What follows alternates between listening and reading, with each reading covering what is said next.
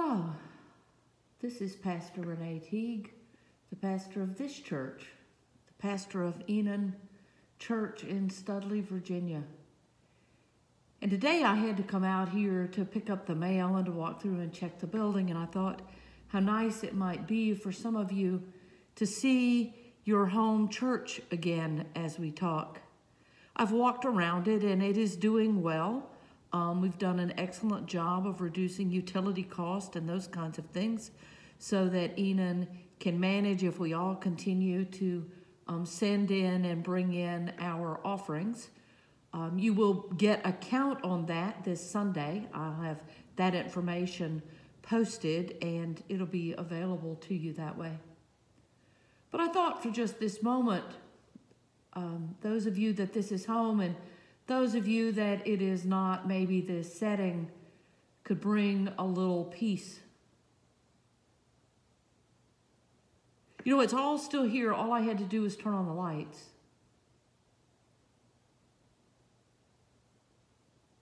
And one day, the lights will come back on and everything will be here, though it's not going to be what it was.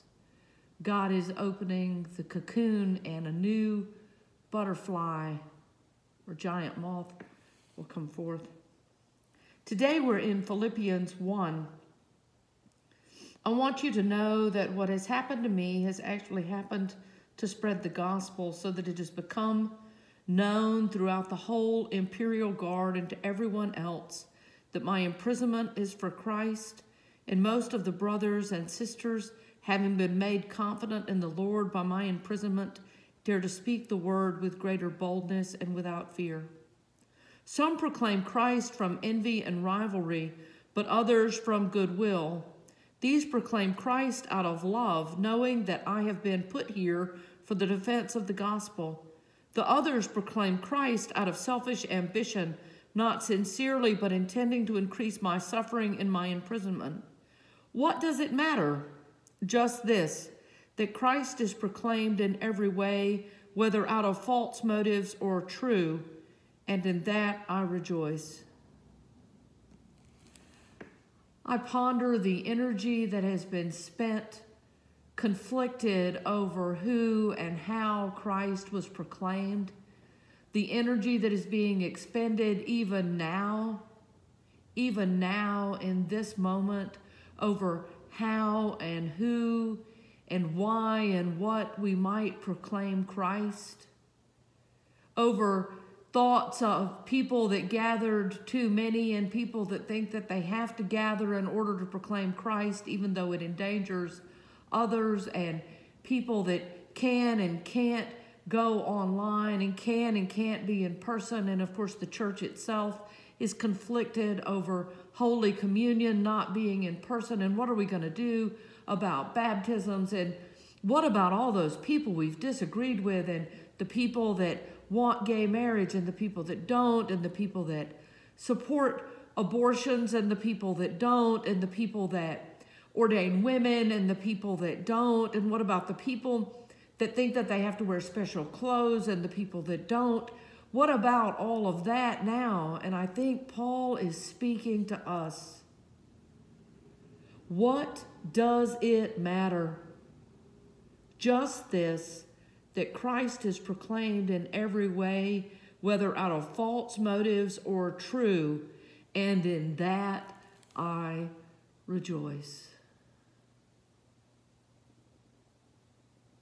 Whether Christ is proclaimed from a bedside or from a tall podium with thousands of people listening. Whether Christ is proclaimed and it's just you there lifting your prayers, know that your prayers in a room alone are heard by the world just as the prayers prayed before thousands. What does it matter if, as long as Christ is proclaimed?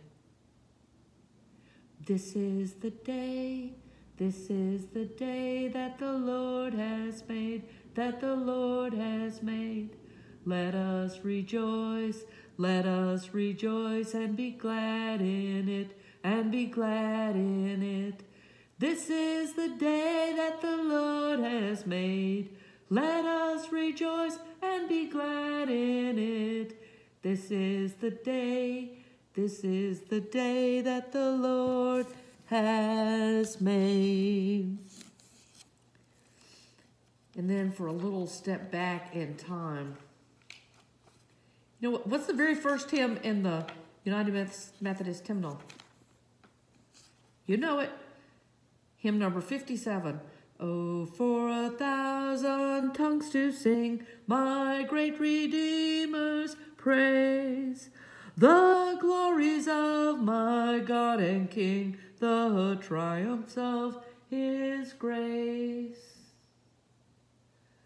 Go forward this day proclaiming Christ.